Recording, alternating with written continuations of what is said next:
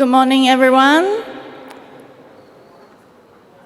May I ask everyone to take a seat? We are about to start. I know we do have a lot of people that are still on the way. However, we are live and the sessions will be recorded for future distribution.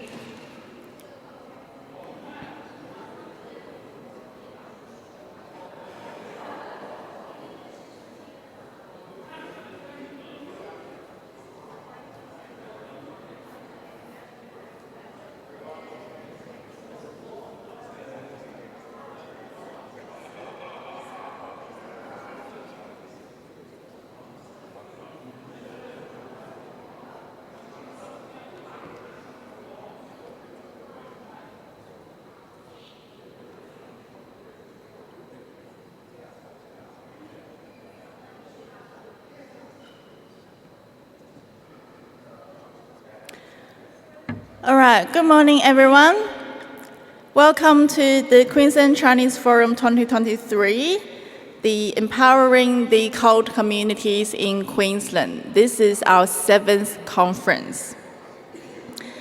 Today, we will have 2 sessions, but before we start, I would like to start by acknowledging the traditional owners of the land that we are gathered today and pay our respect to the elders past, present, and those that are emerging.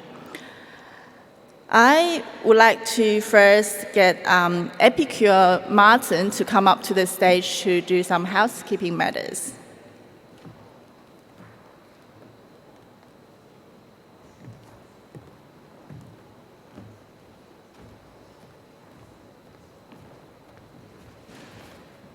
Good morning, everyone. Welcome to Brisbane City Hall. My name is Martin. I would like to quickly go through some housekeeping and evacuation procedures with you guys. For the bathrooms, outside the main doors, on the right-hand side is the gents, to the left is the ladies.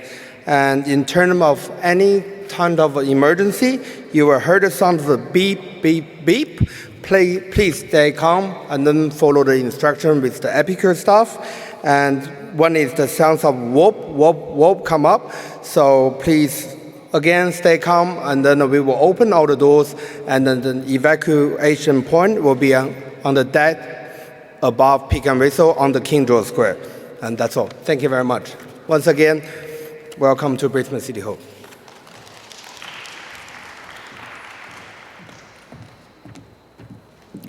Thank you, Martin.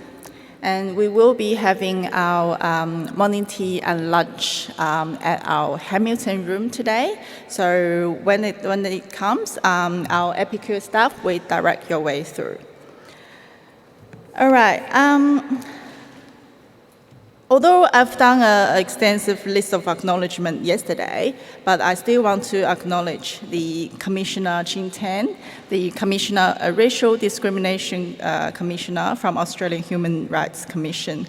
I also want to acknowledge the host today, the President of Queensland Chinese Forum, Mr. Clement Sham, our Honorary President, Dr. Peter Ho, AM, and everyone else, all the presidents, community leaders, welcome to our conference.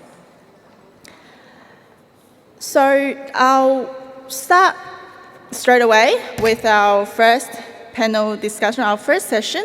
It's social cohesion and racial discrimination. The facilitator for this session will be Dr. Peter Ho, AM. Dr. Peter Ho is a retired civil, structural, and forensic engineer with over 40 years professional experience in Australia and throughout the Asia-Pacific region.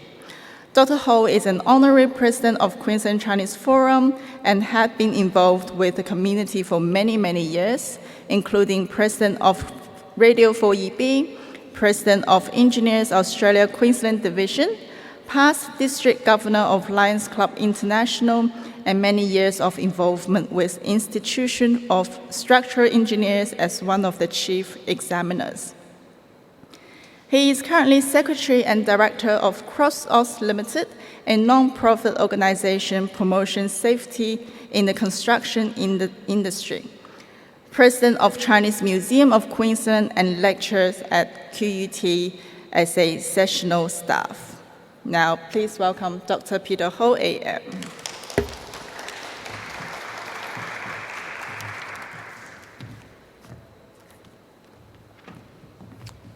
Thank you, Vicky. Good morning. How's everybody? A bit quiet? It's okay. I'm sure there's many more still coming through the door very soon.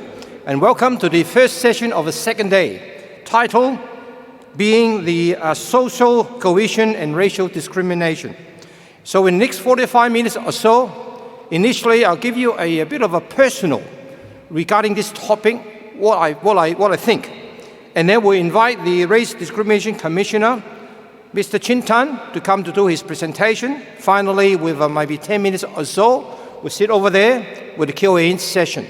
So if you have any question you'd like to ask, please drop them down and do raise some good question in a minute. So to begin with, I would like to acknowledge the custodian of the land that we gathered today, to pay my respect to the elders past, present, and emerging. Now, just looking at the topic, no doubt, racial discrimination will bring negative impact on the social cohesion, in particular to our the cultural and linguistic diverse community. So besides racial discrimination, one of the biggest enemy against social cohesion to me is conflict, mainly between people with different background, with different customs, speaking English with an accent, like me. Different likes and dislikes, even between religions and even political inclination. They all create conflicts. Now, I came to Australia in 1981 to pursue my doctorate, and I went back to Hong Kong where I was born and raised and worked there for a few years before finally I migrated to Australia in 1990. So for the last 30-odd years, many will ask the question, should I feel different being a Chinese speaking English with an accent? Should I feel like a second-class citizen?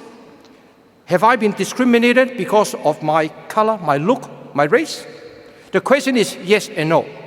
Yes in the early part, no in the later part. Let me explain. Came here, say back in the 1990s, as I said at the time, I do speak my English with an accent. Frankly, initially I thought a bit odd. But by the time you get round to here, I feel proud because that's me. All right? The most important thing, when I was involved with the radio 4EP FM under the Kangaroo Bridge over there, Kangaroo Point, Bridge, and I was the president for a number of years. I was involved for many years. The first few meetings, being a Chinese coordinator for the language program, they broadcast 50+ language 24/7. In that meeting with everybody from different parts of the world, different language group. Now then, I understand every one of us speak with an accent. That's Australia. Come on, that is really Australia. So after that, I don't feel anything because I feel I am an Australian foremost, a Chinese in my ethnic background, which I'm very proud of. My accent, that's me, because I learned English when I was primary 3 with ABC. How can I my English speaking like an Australian English? Cannot, okay? About 10 years ago, I was interviewed by SBS, asked me a question that somebody in Sydney, a medical doctor, felt, even been in Australia 20, 30 years, even a medical doctor felt as if he's a second-class citizen. I said, no, we are not. We everybody equal. I'm sure the Racial Discrimination Commissioner will draw a bit further on that particular part. That should be no different. Have I been discriminated? Once. Okay, once. This is talking about maybe 10, 15, way before the pandemic. I was actually bring a friend to visit Gold Coast, and in the middle of the afternoon, walking around, one guy come to me, sort of see my face, say, "You Chinese, go home." And I understand, I can see his face, he's actually drunk. A young guy, drunk, speaking nonsense. To me, I ignored him. Why should I? I'm a proud Australian like anyone else. So therefore, forget it. Now finally, I want to try one point. I was involved with the Lions Club International. I was a district governor in the year 2005-2006, and my theme of that year is called HAT, H-A-T, HAT, which stands for harmony, acceptance, and tolerance. How do we create harmony? Accept whoever come to your group. Okay, accept whoever they come from, accept they have a different thinking, different direction, different idea, and be tolerant, even to the difference. That, to me, if you create that thinking, you create the harmony, we have a fantastic society to live in. All right? Now, on this note, it's now my time, my pleasure, to introduce Commissioner Chintan. He had 24 years as a practicing lawyer in Melbourne. He told me he's more on the sort of a commercial side of it. Before he took up the chairperson and statutory head of the Victorian Multicultural Commission position from 2021 to 2015. In that next 3 years, he spent 3 years also as a director of the multicultural engagement at the Swinburne University of Technology in Melbourne, before commencing his role right here as a Race Discrimination Commissioner from the 8th of October 2018. So last 3 years he has been doing this job. He has many experience, certainly across expertise, and a recognized leader in engaging and working with the cultural diverse community, organization and government in promoting social cohesion for a cultural diverse, inclusive and equal society. So who is best to talk about this topic? Please make a warm welcome to Commissioner Tan.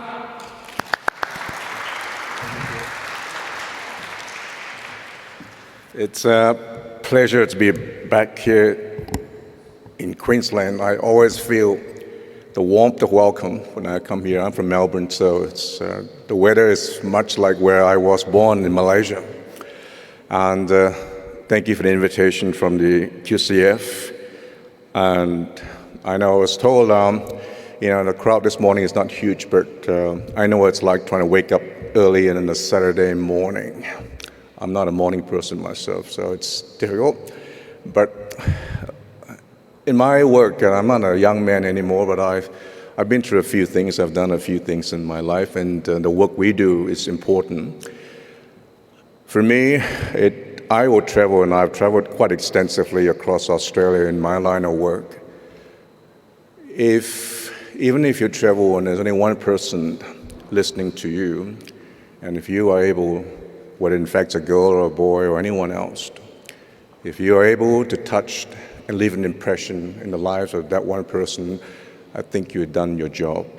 Well, I'm not sure if this is Chinese wisdom or a Chinese proverb, but it goes to say that what is most important is to be able to carry a message even for the one person who will make a difference in the life of that person, and in turn will make a difference in the lives of others that person impact on. I know we're past the 15 days of Chinese New Year, but we're still very early in the year, so it is a very new year. So, 恭喜发财，新年快乐，祝你身体健康，万事如意。Happy New Year, prosperous. May all your dreams come true. I hope it'll be a great year and a year of the rabbit. And for the Vietnamese friends, the year of the cat. So that's pretty interesting. So thank you, Peter. I know it's going to be a long speech, 25 minutes, so I'll try and cut it short.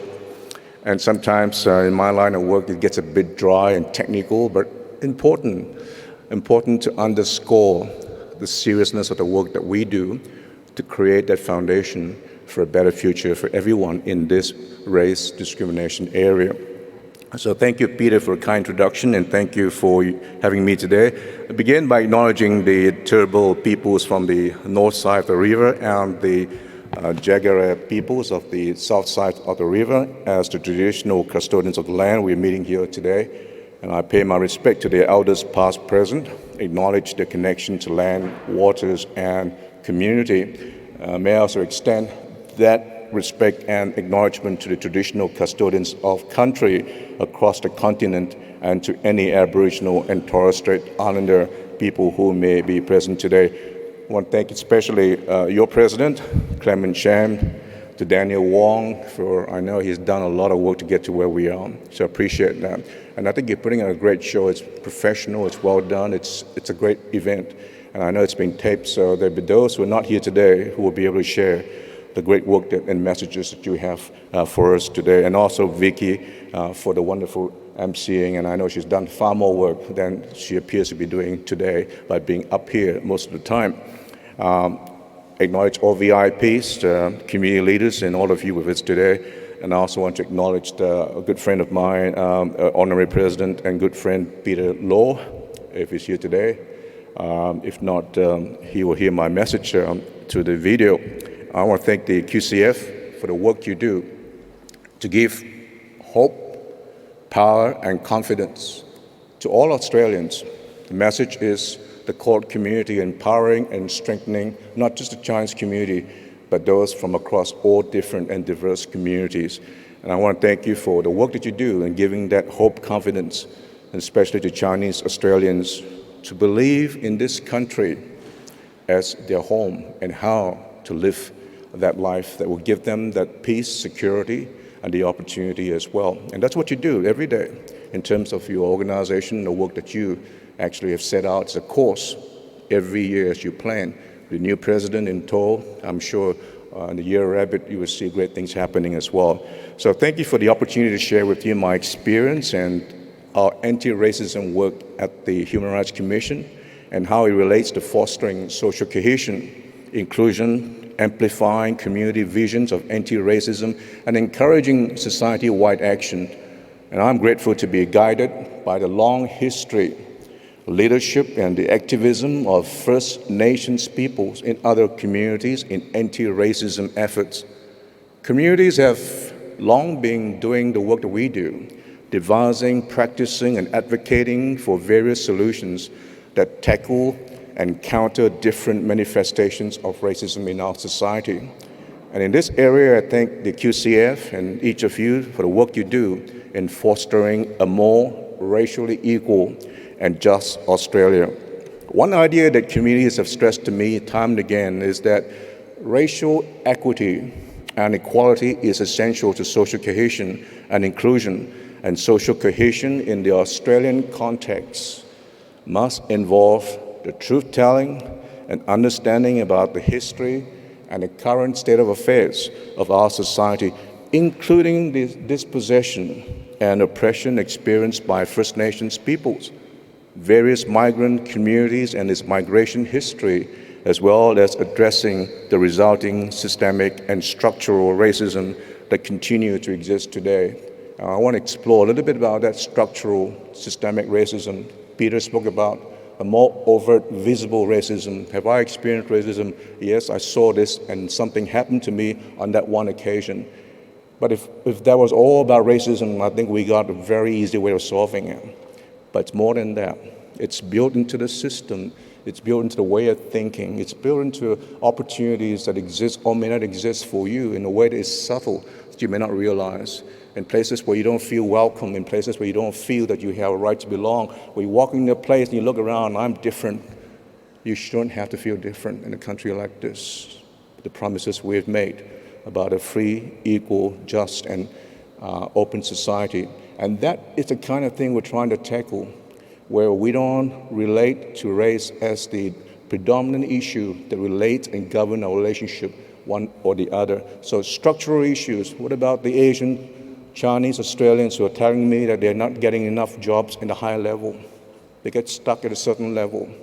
What's happening here? It's not always about race, but race has an issue to play in the way that we navigate our relationship and opportunities that are available to everyday average Australians. And these are the things that we want to talk about in terms of the work that we do, in terms of where you see issues about racism, about race discrimination.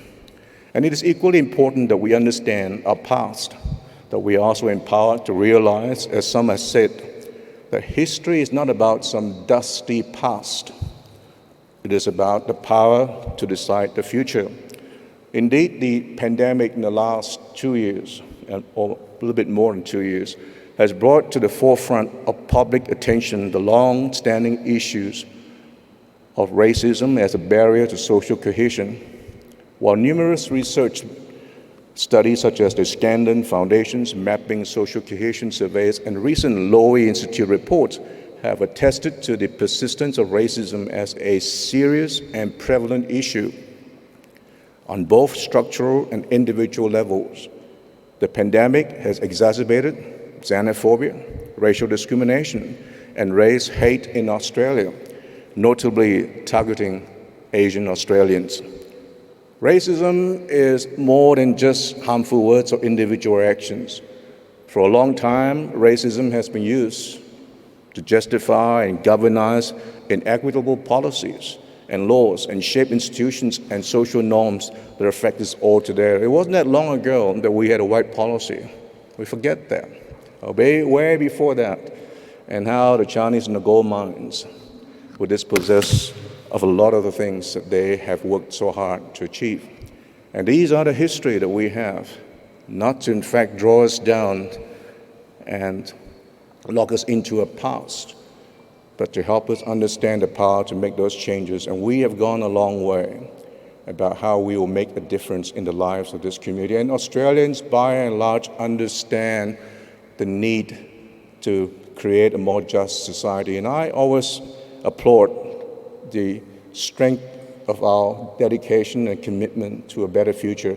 You know, it was barely in the 70s, we barely moved away from the white policy that we had a new act called the first act on discrimination, the Race Discrimination Act 1975. A time when the Vietnamese were coming to this country in large numbers. Now, I wasn't here. Some of them born here yet. That was about, 40-odd years. The fact remained that the large majority of Australians in their own right saw that discrimination and racism was wrong, and that they wanted a Race Discrimination Act to tell that message, to put in place very clear enforcement ability to provide for a more just society. And I kept reminding Australians, you didn't do this for me, Chin Tan, you didn't see me, you didn't see any one of us down here, but you knew that as a matter of principle, as a matter of human rights, that it was wrong to discriminate on the basis of race. And therefore, we're here at this point with the promises that we've made to ourselves as a country, right across all communities, about the future that we want to build. And this is what we do. And this is what we'll be invoking and asking of you to walk with us in this journey to try and build a better society. And I give an example about the sort of issues that we have faced in the last 2 years, about where racism has been impacting on our social norms and for opportunities. For example, the lack of culturally appropriate services like health information and language, the inequitable access to provision of health during the COVID period, exclusion of temporary visa holders from supports, the inadequacy of employment support offered to groups like recently arrived migrants, visa holders, and workforces with a high proportion of workers from culturally and linguistically diverse backgrounds, such as care and support workers, as well as the continued failure to address and deter online incidents and online hate messaging that has been happening and still occurs. Racism not only harms individuals and our collective well-being, but also undermines our values as a free, just, and fair society. Anti-racism, both as a principle and practice, is crucial to the exercise of other principles, undermining a successful, multicultural, and socially cohesive society. At the same time, protection against racism depends heavily on governments' commitments to ensure fair, equitable, and transparent policy making, build trust with communities, provide adequate support and resourcing to national human rights institutions and community programs, and fulfill Australia's human rights obligations in international human rights instruments like the International Covenant on the Elimination of All Forms of Racial Discrimination and the UN Declaration on the Rights of Indigenous Peoples. Indeed, as I've said on numerous occasions, that anti-racism is the flip side of the coin to social cohesion and to the success of our multicultural society. We cannot be truly free, equal, and belong when racism, racial discrimination, and injustice prevails.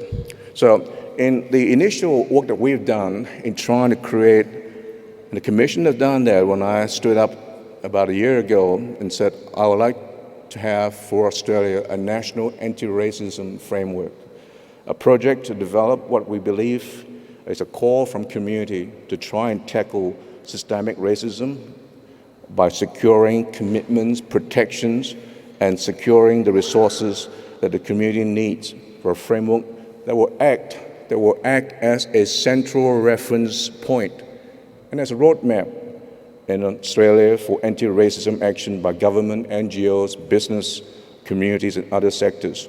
So, for those who may not know, and I'm sure QCF know because you have contributed to this process, I believe in this country where we've had not very much in terms of initiative created to frame our understanding of race issues and actions that are required to help us move forward. So the framework will serve as our constitution of some sort, as our statement, a roadmap that says, here in Australia, this is how we see race issues, and this is what we believe we need to do to try and tackle it and provide for capacities to support our community and our society about actions needed, whether in fact it's sports, corporate sector, you name it, about how they can tackle racism and therefore collectively build a society that's far stronger, healthier, and more just. We're still in the early phase of framing it. Consultation is still happening, and we're engaging with government and saying, are you going to own this? Is this your document? But you want to say to Australians about where your commitment is on race issues. And we were having this wonderful capacity now with the government committing $7.5 million to the Commission for a period of 4 years to try and frame and devise a national anti-racism strategy. The thing is this, it is not a bureaucratic policy issues devoid of any community interaction. We believe it's your document. We believe it is your project. We believe it's your strategy. We believe it's your say about how you believe race issues in this country needs to be tackled and can be in fact addressed. And what are the issues that relate to communities about how they can in fact foster a far better and stronger community. So if you want to know more about this framework, please go into our website. I've got a 24-page kind of introduction to the framework, and if I did that, Peter is going to throw me out and kick me down very quickly because there's a long session ahead that we will have some candid discussion about race issues. So I'm going to go very quickly and just to inform you about the things that we have collected as information where communities are saying to us are central or important elements of what a framework should address. The solution in terms of principles, the initial scoping exercise was the fact that there has to be a systemic, nuanced, intersectional, and community-centric approach to understanding and defining racism, and particularly attention to be given to centering the experiences of First Nations people. This year, there will be a referendum on the voice.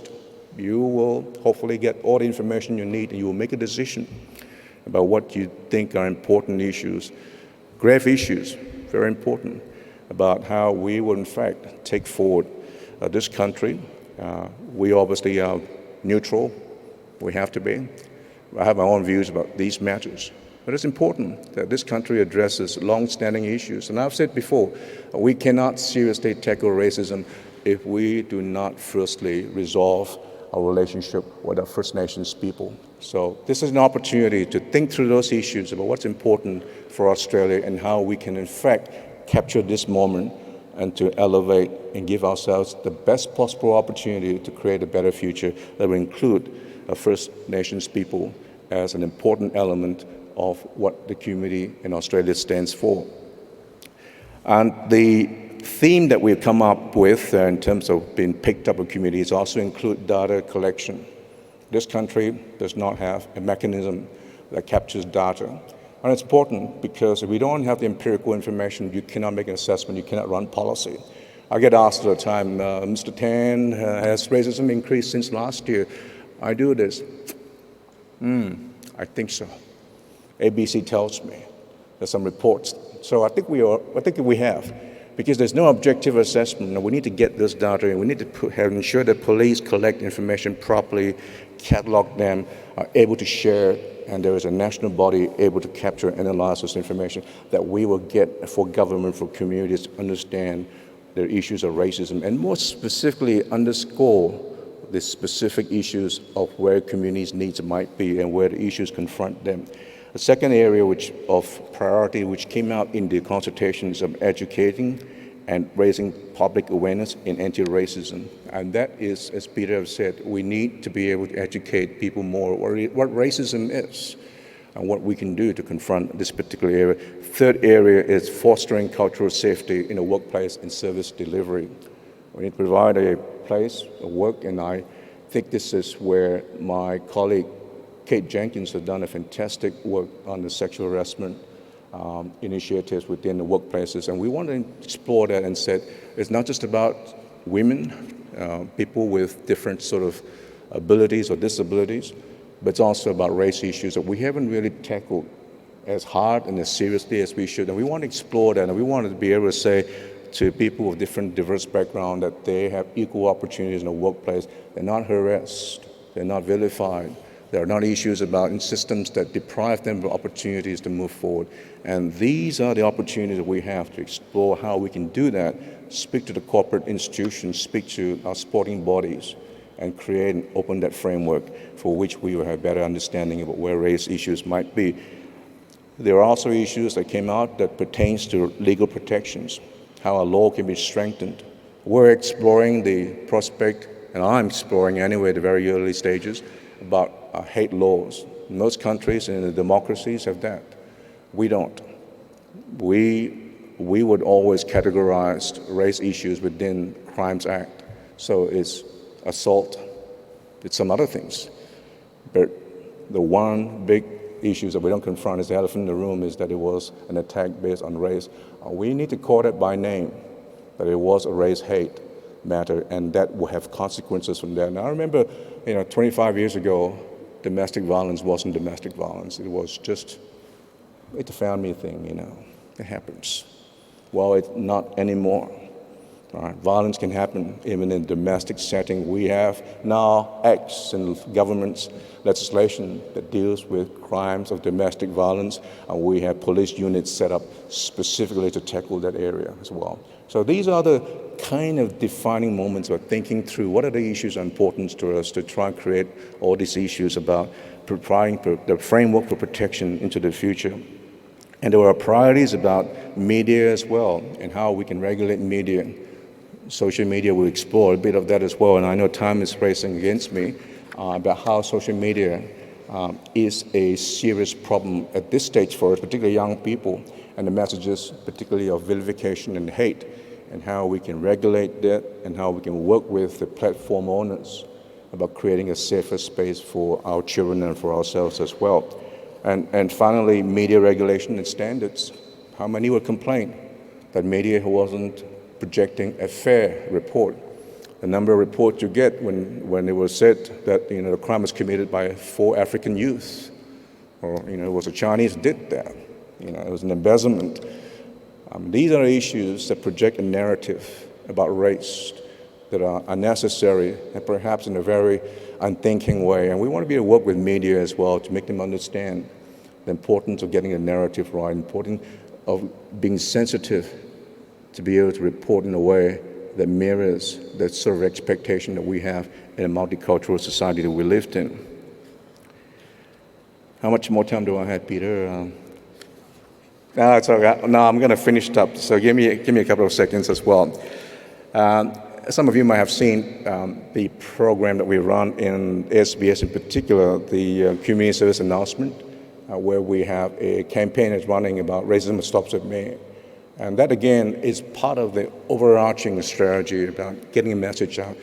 The difference between what we've done here and previously was that we weren't looking at bystander or victims. We were looking at communities that had no lived experience of racism. It was great that Craig Foster agreed to appear in that program as well. And he said this wonderful statement. He says, racism is something that I never had to experience. Right? And he's a privileged person in the sense that he never had to go through life. Now, I'm a race discrimination, and I tell you there are moments when I look at myself and I think, ooh, do I belong here? What are my own projections and expectations of myself and the climate and the environment which I lived in? And it's there, and it's an issue. It wasn't that long ago, I think last year, a very close family member went out for a walk with her husband and a young child. Someone across the road in a very good suburb yelled abuse at them and was threatening to cross the road to do them in. It was racial abuse, it was racial hate. And you think about that and said, it's not something we're immune from. It affects us all. We need to tackle this, we need to create a better, this is a question that will come out. Can we completely eradicate this? Probably not, but we can do everything we can to create for a more perfect setting, for a more perfect environment. And I'm going to finish up this really, Peter, so that we can have some moment of a chat. Racism, this is important because I'm a human rights commissioner as well. Racism is a universal problem because it violates our recognized human rights values of the inherent dignity and worth of the individual person as an equal. We may have 10,000 reasons to despise or be offended by a person, but racial heritage should not be one of the reasons. It was the late Mandela who said, the very fact that racism degrades both the perpetrator and the victim commands that if we are true to our commitment to protect human dignity, we fight on until victory is achieved. Now, racism does that to us. Racism strips the ability of the perpetrator to see the targets of racism as human beings and robs the perpetrators of their own humanity. That is why we are dedicated and committed to counter racism through the foundational values and principles of human rights. And I believe we're never stronger. And we are now when there is considerable gathering of attention and commitment by governments and by communities to talking about and tackling racism and a desire for change. Racism, it stops with us. Each and every one of us has a part to play in shaping a society that is culturally diverse, cohesive, inclusive, equitable, and just for all Australians. Indeed, racism, if it's to be eradicated, stops with me and you, but it also stops with all Australians because that is the only way it will work. Now, our shared task and responsibility is to unite our community as a society that is culturally diverse, open, accepting, socially cohesive, and inclusive, and one that values equity, equality, fairness, equal justice, human rights, and opportunity for all Australians. And I'll leave you with this final message from Ijoma Oluwa, a very noted author on hate matters. She said, the beauty of anti-racism is that you don't have to pretend to be free of racism to be an anti-racist. Anti-racism is the commitment to fight racism wherever you find it, including in yourself. And it's the only way forward. So thank you for the time, for listening to me, and for the continuing work that you do, and for the conversations that will continue this year and beyond. So thank you very much. Have a good day.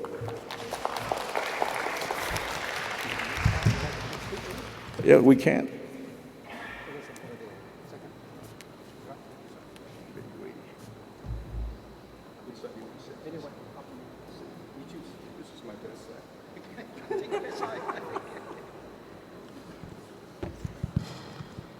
All right, thank you very much, Commissioner Tan, for your presentation. Give us a better understanding about your role. I think I pick up a few very key points.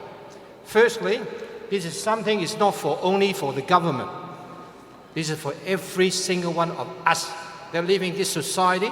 That if you want to have a social cohesive society, everybody have something to input into it.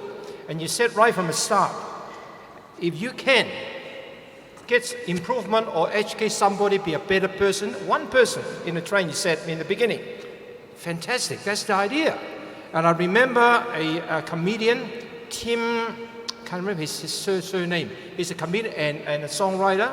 Back in the many years ago in Western Australia, when they have the graduate sort of a speech, he mentioned something, I remember. He said, forget happiness. Go and help somebody to get them a better improvement in their life. You pick up happiness from there.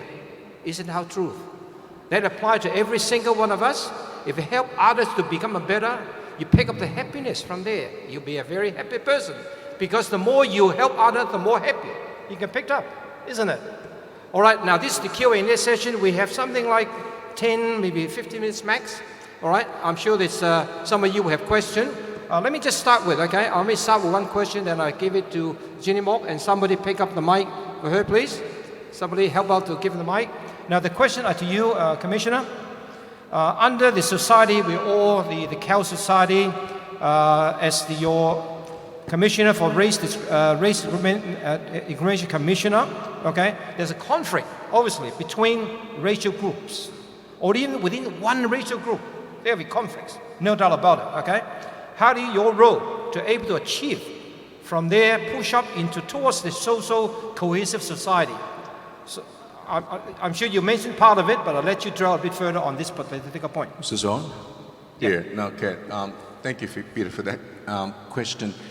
I might be a Race Discrimination Commissioner, but under the Act, the Race Discrimination Act, Section 20, I do have a role in social cohesion because it calls for me to create friendship, tolerance, understanding between various community and ethnic groups. So I do have a role. And as I've said before, you can't have a social cohesive community if you don't tackle racism.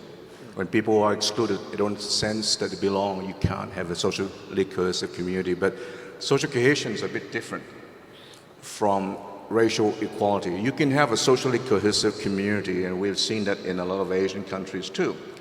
Very calm and gentle, very nice. The law says you can't even do this because if you do, you create trouble, so you don't. It's socially cohesive to a degree, but doesn't mean that there is equality in the sense that when people are free and equal and have the same opportunity as the next person. So they're quite different and distinct issues. But back to your question, we sometimes imagine that racism is a political issue, it's black and white. It's the white people and the black people. It might be true in Australia because that's a context of our origin. But I was born in a country that didn't have white people there and racism was still a problem. It was all between brown people. We don't call it that, but we know it is.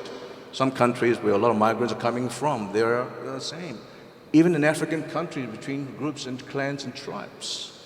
And they are racially based on different ethnicity and groups. So racism is a problem in a universal sense. It's not just about because you're a white person, you're a black person, I suffer because of that. It is a problem about how we treat others because of the background alone. Not about the personality, about who they are, but simply by the way they look and said, I don't like you because you belong to this group, right? And there is even that hatred that emanates from just those reasons. You know, I still deal with issues about communities from Eastern Europe where young generations here who've never been there, who still have a thinking about differences that their parents have.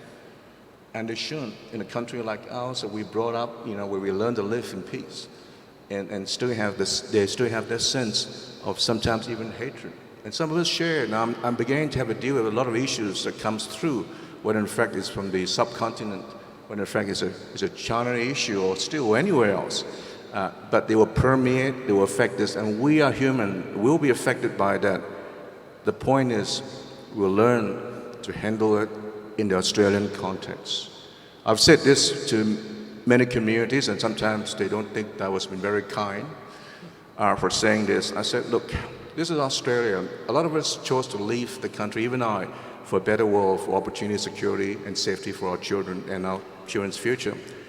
And sometimes we think we want to live exactly where we were. If you're from a gentleman from Shanghai, or you're from Dubai, or you're from Pakistan, you could be a Muslim, you could be Orthodox, and you said, oh, look, why can't I be what I am? Well, yes, you can be. But the only place that will allow you to be exactly who you are and to practice what you want to do is the country you came from. Because this is Australia. the context is where we are. We are multicultural. We are a tolerant, accepting community where you will have to learn to accept and understand that there'll be others practicing things you don't believe in. And how do you live in that world? And this is the kind of thing we're talking about, the Australian context.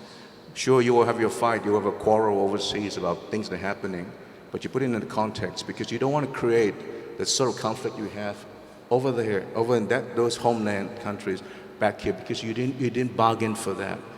And you have a role to ensure that you build for your children this future about here, what it means. And can I just, in terms of try and answer some of the question about groups, and particularly even ethnic groups, how they live with each other. Cultural diversity and multiculturalism doesn't mean that as we go along, as we do more things, we engage more, we get to love each other more. Well, I hope we do, all right? Or that I've got many Asian friends, I've got this, that's fine. But I tell you what, diversity means just this. There's a difference between us, whoever you might be, that you cannot breach at some point, right? If you take multiculturalism and you stripped it all the things we have in common. We go to school together, we share tennis, and we enjoy Asian food. And you said, we're so buddy-buddy, we're Aussie. You strip all of that. But you'd be one point, there's a difference between you and me that you cannot breach. And there might be more than one. And that is our difference. That's why it's called cultural diversity. And it is at that point how we live our life and how we embrace that understanding that I don't understand everything you do. A Jew will never be a Muslim, a Christian will never be a Buddhist. But they need to understand this is the point of difference in how we live in acceptance and embracing that you have the right to live your way, and I will accept and respect that, and we will still do the things we will be doing in terms of all that we have in common. How do we live there? And this is the point of the strength or the weakness of our cultural diversity. Will we crack one day because we just can't hold it, because we haven't learned to live at that point where the difference materially matters. There'll be always a difference. And this is a lesson that we need to learn, and I don't have the answer. We're trying to build all these bridges, the foundation, but it's for us individually to learn. I can talk about it every day, but you will live it. You, when you confront someone who's different from you, how do you react? How do you live your life? How do you do it in the context of Australia in building this strength of what we mean when we say cultural diversity? I suppose I flow in a couple of words. Golden rule: treat others, you like others to treat you. I'm sure you know all about this particular thing. And at the same time, I understand what you said is really there was somehow the thing we cannot really, breach over. To me, the word I said previously in my thing, as the district governor, tolerance is one other key word. Put it in the head, tolerance, as one word. Now open to the floor. When you ask question, could you firstly, your name, where you're from, and then your quick question. Jeannie Mock, please. Hi, Chin Tan. We've met before. Yes, we have. Jeannie Mock, Multicultural Community Centre. Now, I hear many things, right? And you were talking about the Albanese plan to give a bigger voice to the First Nations people. And then I hear comments like, but why? That there's enough in the Constitution that protects the rights, and privileges of everybody else, that you have some Indigenous representatives in Parliament. So why is he wanting to give special treatment to the First Nations? I know that we've never had a level playing field, and you never start at the same starting line. There's so much catch up to be done. But what do I say to them when they say, you look at the Constitution, you've got enough protections? What is the sort of answer that needs to be given then? It's a complex issue which we will, this year, hopefully unravel some of that. This is where the debate and conversation is going to be, and that question will be the lingering question until the referendum occurs. And some will find the answers, some won't find the answers. But each of us will have a vote and will vote accordingly. The position of the First Nations people is unique in the context of our history. Other countries have done that, recognizing the first people there that were, in fact, dispossessed or discarded and disregarded. The indigenous weren't only dispossessed in this country, but they were treated appallingly. you know, and I was just listening to a songs by the late Archie Roach, great songs, and the first song that popped up was Took the Children Away. It's sad, it's a very heartrending, and it wasn't some other places, this is our history, right? Things happen. And so recognizing, number one, there were people here in this country that have been there for 60,000 years that we haven't properly accommodated. And that on top of that, the amount of racism has occurred in the way we treated them was appalling. I've always taken a very clear position in my work. I'm not about promoting anyone as special. I'm not promoting about Chinese being, a group that deserves more attention. You don't. You won't get it from me. It's making sure that we all not going to be discriminated and get us in the same level playing field. And that's what we do. And I hope the voice will serve some of that purpose in articulating for the indigenous people a say in a way they never had before. Now, how it's going to work? I've said this voice is about the why and the what. Why we need to do it. What is it about? But how we do it, I think, will be something that needs to be looked into, and I'm sure Parliament will have the power to determine how it's going to work. And I don't think most people have the answers yet, but this is where the conversation is happening. But the special place and the special needs of the First Indigenous requires us as a nation to recognize that we owe an obligation to honor the legacy of people who have been here for a long time that we have, in fact, not treated very well. In fact, appallingly. Right? So it is a nation growing up, recognizing our past and saying that needs to be done, correcting the issues that we haven't dealt with for the last 200 years. I think, Chindan, that people like us that delve into this issue, and I've written a book, Sherbet Dawn Girls, where the atrocities perpetrated against young women at that time, or even babies that were taken to Sherbet, it was quite horrendous. And then many times when I was collecting the stories, I would weep with them because of the atrocities that were done, right? But we're aware of that, except that there needs to be, maybe from a body like yours, clear-cut arguments, as to why that greater voice is required. So it may take time because you've got other groups that are saying, but look at this, look at this, look at this, why do they need all these extra protections when it's already in the Constitution? That needs to be rebutted.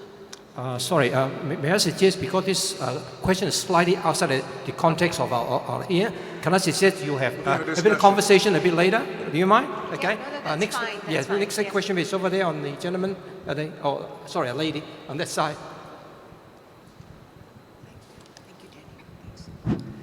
Yes, good morning. My name is Leslie Bennett. I work with the Ethnic Communities Council of Queensland, ECCQ.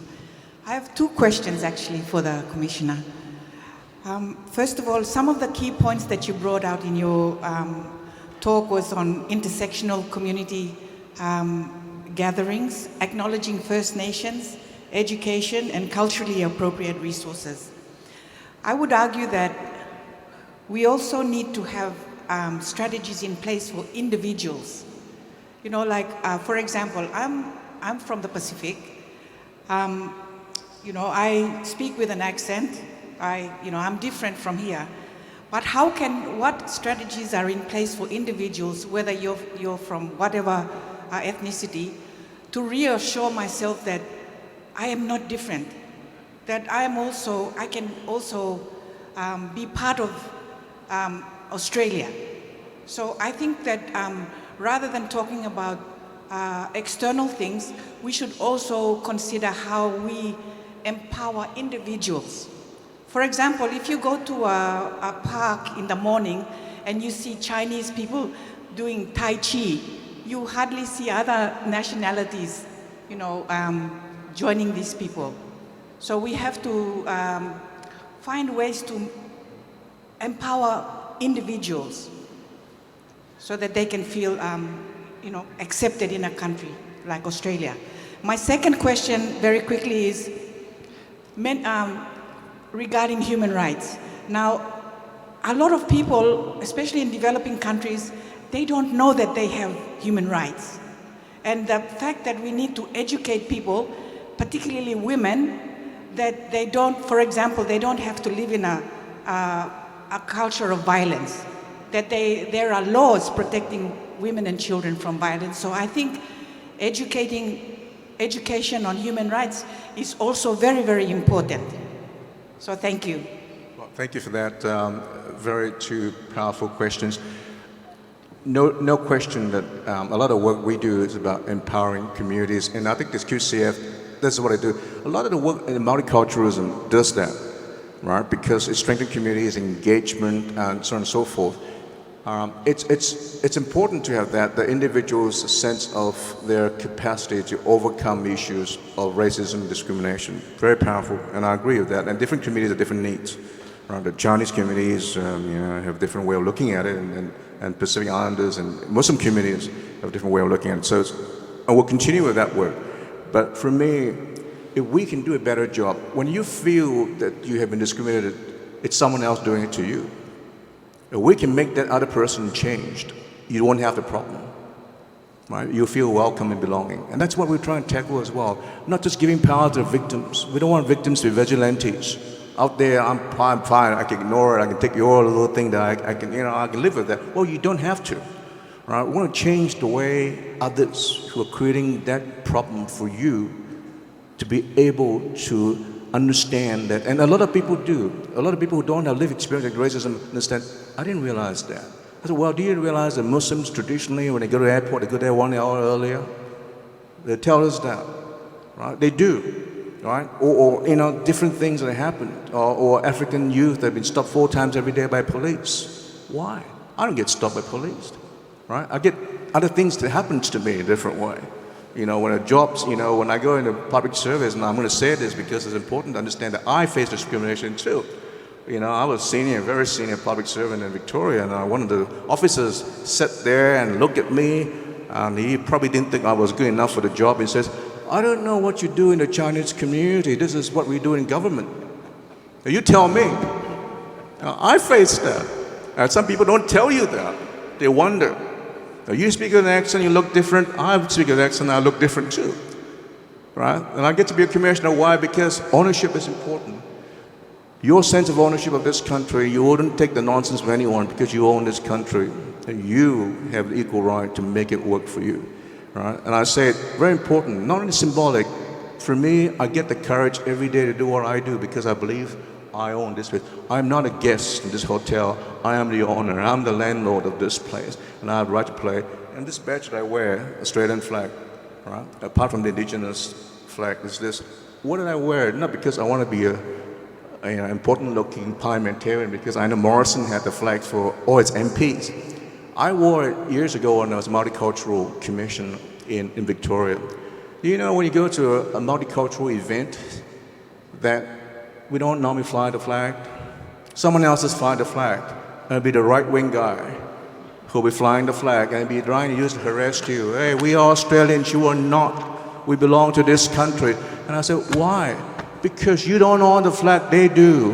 Why don't you wear the flag and they got no place to go? So I wear the flag. It's my flag, it's not theirs. And this is the power of ownership. I take it back from them. So if we start flying the flag, we own it.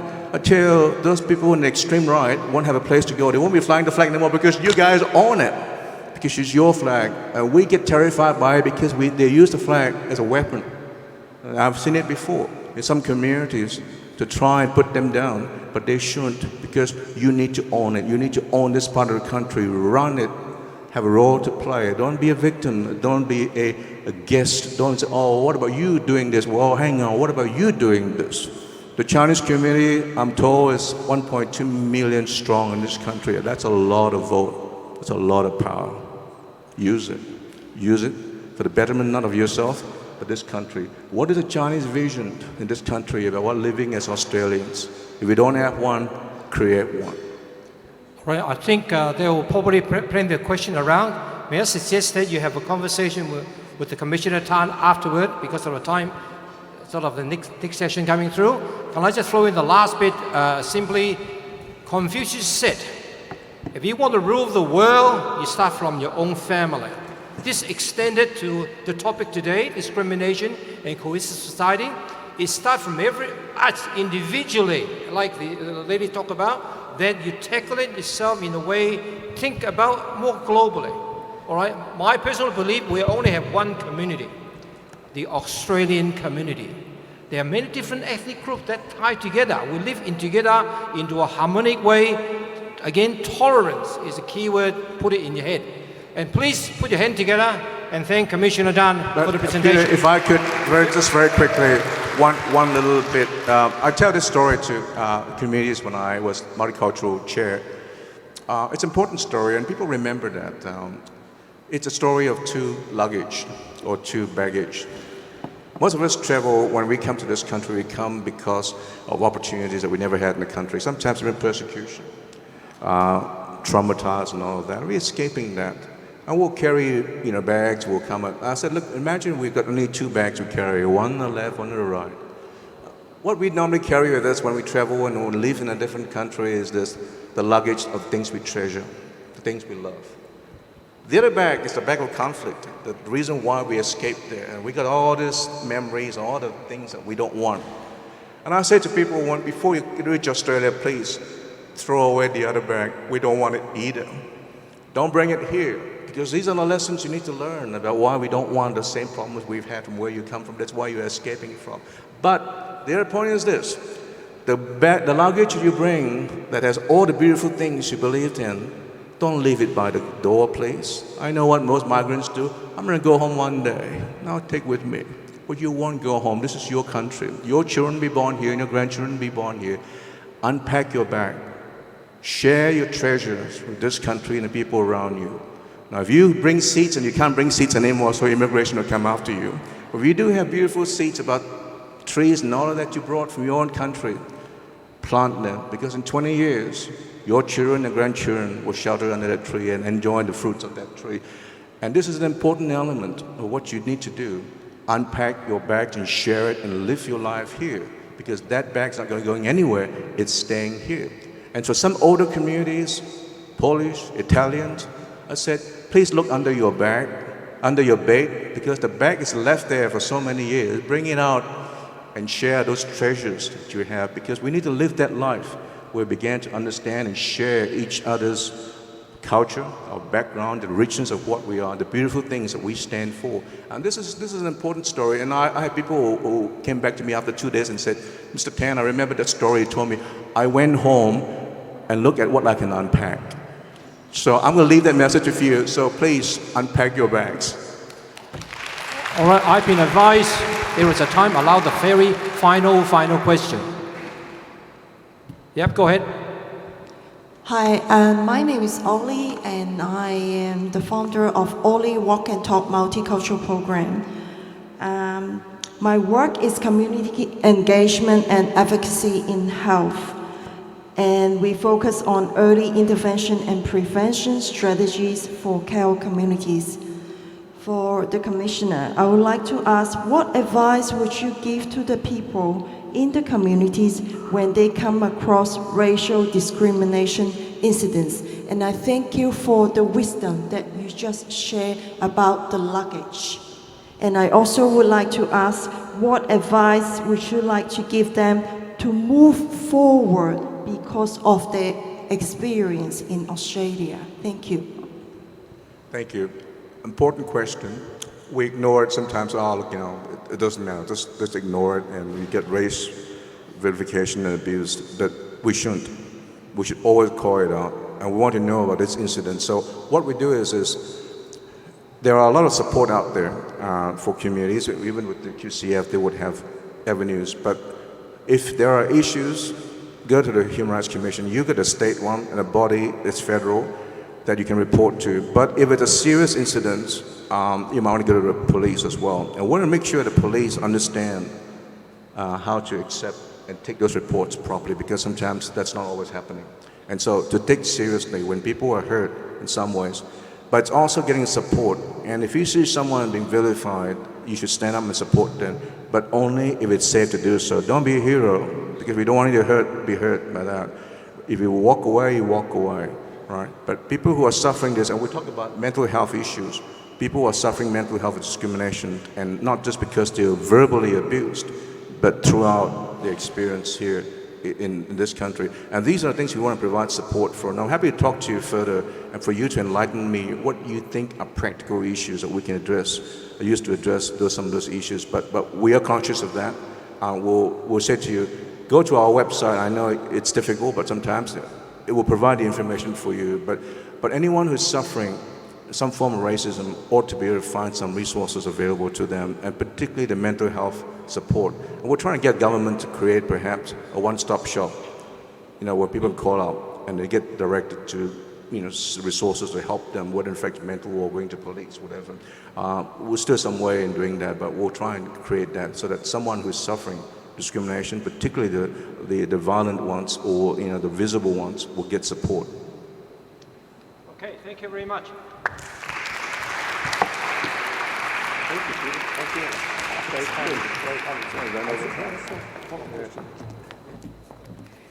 Thank you, Commissioner, and thank you, Peter.